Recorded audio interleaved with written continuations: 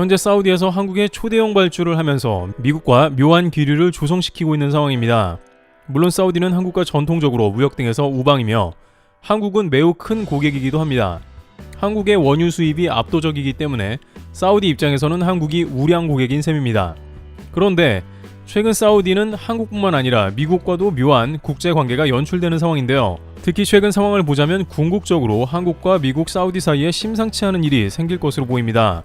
사우디는 한국을 원하고 있는데 이것이 다시 한번 미국으로 인해서 위기를 맞는 상황이지만 그럼에도 불구하고 사우디가 한국의 초대형 수주를 안기는 상황이 나온다는 것인데요. 또한 한국에서는 이것을 풀만한 카드도 있기에 과연 미국이 어떻게 나올지 궁금해집니다. 우선 사우디와 한국 두 국가는 공통점이 있는데 모두 미국의 군사력의 지원을 받는 강력 군사 동맹이고 이는 한국과 사우디의 모두 안보에 중요한 것이라 미국과 협력은 필수적이라고 할 수 있습니다. 사우디의 경우에 유조선들이 걸프만을 안전하게 지나가는 것이 매우 중요한 문제였습니다. 따라서 1974년에 미국과 안보 협정을 맺었고 그것이 지금까지 이어지게 된 상황인 것이죠. 트럼프 대통령은 미국이 걸프만과 호르무즈 해협을 지키고 있다고 강력히 주장하면서 특히 일본이 공짜로 미국의 안보를 이용하니 돈을 내야 한다는 주장을 펼친 바 있습니다. 그러나 본래 70년대 사우디의 원유는 미국이 가장 많이 수입했기 때문에 그 길목을 지켜야 했습니다. 따라서 미국의 필요에 의해서 중동에 들어간 것이고 안보까지 지켜주며 수십 년이 흐른 상황이 된 것이죠. 그런데 이처럼 미국과 사우디 관계는 항상 우방이었으나 최근 급속히 관계가 갈라지기 시작했는데요. 사우디는 바이든 정부와 사이가 악화되었으며 러시아와 협력을 가속화하기 시작했습니다. 또한 최근 십수년을 들어 사우디에서 자원을 가장 많이 수입하는 것은 미국 아닌 중국이 됐습니다. 게다가 미국은 셰일가스를 엄청나게 뽑아내면서 사우디를 위협하는 세력으로 떠오르게 된 것입니다. 미국은 최근 러시아 가스 위기를 잠재울 정도로 셰일가스가 넘쳐나는 상황으로 알려졌습니다. 또한 일부 전문가들은 미국이 2040년까지 전기차를 미국 40%로 확대하는 계획도 세우면서 이제 마지막으로 셰일가스를 되는 대로 모두 팔고 석유시대 종료를 향해 간다고 말하고 있습니다. 이렇게 되면 기름국이던 사우디는 직격탄을 맞게 되니 자원국인 러시아와 연대하게 된 것이죠. 또한 안보도 이제 미국에 맡기는 게 아니라 러시아의 방공체계인 S-400도 사들이는 행보를 보입니다. 미국 입장에서는 사우디의 이러한 돌발 행동이 변수가 돼버렸고 외교가 어려워진 것이죠. 실제 바이든 대통령이 직접 사우디에 가서 인플레 때문에 원유를 좀 증산하자며 부탁을 했습니다. 그러나 빈살만은 겉으로만 그런다고 한 다음 곧바로 오펙 감산을 추진해버렸습니다. 사우디는 자신의 에너지 패권을 미국이 위협하고 있는 게 용납이 안 되는 것입니다. 그러나 미국은 이런 맥락과는 상관없이 오히려 셰일가스를 무지막하게 뽑아내고 있고 이제 유럽은 이번 겨울 천연가스 걱정이 쏙 들어가 아무도 이에 대해 언급하지 않는 상황입니다. 미국이 무서운 것은 이처럼 사우디마저 위협할 정도로 자원까지 가지고 있다는 맥락인데요.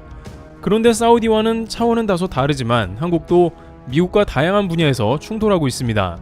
게다가 이제 한국과 사우디, 미국까지 해서 이 세 나라가 뜻밖의 이권 다툼을 하게 생겼는데요. 일단은 최근 들어 사우디는 한국에 각종 초대형 수주를 지속적으로 내고 있는 상황입니다. 최근 사우디는 한국에 약 1,000억 원이 넘는 초고압 케이블 전선을 발주하는 모습을 보였습니다. 한국 대한전선 측은 사우디아라비아의 초고압 케이블 생산을 위한 합작 투자법인을 설립했습니다. 이는 사우디에 초고압 케이블 허브 공장을 만들어 중동과 유럽 전역에 공급한다는 것이었습니다. 실제 대한전선은 사우디를 시작으로 카타르, 쿠웨이트 등 GCC 걸프 협력회의 전역과 유럽까지 시장을 확대해 380kV급의 초고압 케이블을 공급한다는 방침을 세웠습니다. 사우디는 한국에 수차례 초고압 케이블 발주를 하더니 이제 공장까지 세워 허브를 만든 것이죠. 그런데 왜 기름국 사우디가 한국과 함께 이런 일을 벌이냐에 대해서 다소 의문이 드는 상황인데요. 일각에서는 빈살만 왕세자가 기획하는 1,300조 원의 네온시티는 돈이 남아도니 하는 일이라면서 원유로 축적한 부가 엄청난데 굳이 한국과 공장을 세우는 일을 하는 것이 의외라는 것입니다. 그러나 이면을 살펴보면 전혀 그렇지 않은데 앞서 논의된 대로 발등에 불이 떨어진 상황이고 미국이 셰일가스를 처분하며 친환경 시대로 본격 돌입하면서 사우디도 신사업을 찾는 것입니다. 지금까지 편안하게 살았다면 이제 뭔가 제조업과 같은 새로운 동력을 찾아야 하는 상황인 것이죠. 갈수록 원유 보유국의 파워는 약화될 것이고 사우디는 이제 뭔가 체질을 바꿔야 할 때입니다. 특히 사우디는 한국과 담수화 플랜트를 공동 연구하고 개발하는 모습을 보이기도 했습니다. 올해엔 담수화 플랜트에서 세계 최고 기술을 보유한 두산 에너빌리티는 1조 원가량 수주를 받았고 작년에도 7천억 원에 가량 수주를 했는데 사우디는 더욱 많은 담수화 플랜트를 발주할 것으로 보입니다. 사우디는 담수와 관련 현지 공장을 세우고 이 역시 한국과 협력을 강화하는 단계로 가고 있는 것입니다. 전 세계 담수화 시장이 매우 커지고 있는데 이에 사우디도 함께 합류하고 싶은 의지일 것입니다. 그런데 이제 이렇게 한국이 독보적인 기술들은 미국하고 잡음이 생길 이유가 없는 것인데요. 실제 담수화 플랜트의 경우는 한국이 세계 최고이니 미국조차 한국의 도움을 요청할 것으로 보입니다. 미 서부 지방에 가뭄이 지고 산불이 자주 나고 또한 극심한 식수 부족이 일어나고 있는 게 사실입니다. 미국의 가장 큰 호수인 미드호는 수위가 낮아지고 일부에서 바닥을 드러내기도 한 상황이죠. 그러다 보니 미국 캘리포니아 앞바다에서 물을 끌어서 식수를 공급하는 프로젝트가 제시되고 있으며 앞으로 미 인구가 많은 미 서부 지방에서는 담수화 공급률이 20% 이상 증가할 것으로 보이기 때문에 세계 최대 담수화 시설인 사우디의 라스 알카이르를 건설한 두산 중공업도 떠오르고 있는 상황입니다. 미국과 건설 비용 등 모든 면에서 우위를 갖는다면 미국 업체들도 경쟁에서 뒤지게 되는 것입니다. 그런데 역시 떠오르는 문제는 사우디가 이제 자국에 원전을 건설하기 원한다는 점입니다. 사우디는 약 12조 원가량의 원전을 건설하고 한국은 여기서 잭팟을 기대하는 상황입니다. 이미 사우디 열병합발전소 같은 경우에는 한국이 6억 달러가량을 수주했지만 원자력은 규모가 더 큽니다. 따라서 지난 6월부터 12조 원 규모에 해당하는 원전에 한국이 수주에 참여한 것으로 보입니다. 한국 입장에서는 중동인 아랍에미리트에도 수출했듯이 사우디에도 미국과 협의 후 방식을 고려 중인 것이죠. 그런데 최근 미국 행보는 아예 한국 원전 수출을 원천 차단하려는 소송을 진행하고 있는 상황입니다. 만약 미 정부가 수출 물자법을 근거로 전면에 나선다면 사우디 원전 수가 곤란해지는 것이죠. 그런데 흥미로운 점은 사우디 측은 미국과 사이가 갈라졌고 미 원전 수출을 거부할 수 있다는 점입니다. 한국의 기술이 뛰어나고 여러 가지를 고려하더라도 한국 것이 낫기 때문에 그런 이유도 있긴 합니다. 게다가 앞서 논의된 대로 한국과 사우디의 산업 협력으로 사우디는 한국을 신뢰하고 있습니다. 막상 한국과 다양한 사업을 벌였더니 사우디가 원하는 제조업도 조금씩 형성이 되어가고 있기에 한국으로 원전을 발주하고 싶은 것이 가장 높은 순위에 형성된 것을 알 수 있습니다. 또한 폴란드 원전과는 다소 다른 점이 있는데 폴란드 것은 미국이 이미 수주하기로 한 것이며 한국은 뒤늦게 참여한 것이기 때문에 현재 MOU를 주고받는 원전은 거의 수주 문턱에 다다랐으며 폴란드 부총리가 100% 본계약에 들어간다고 했지만 막상 계약이 마지막에 엎어질 수도 있습니다.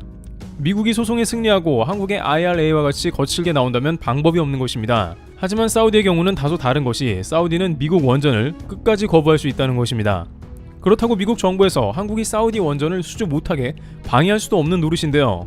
왜냐하면 그렇게 된다면 빈살만 왕세자는 곧바로 러시아 원전으로 갈아탈 우려가 생기게 됩니다.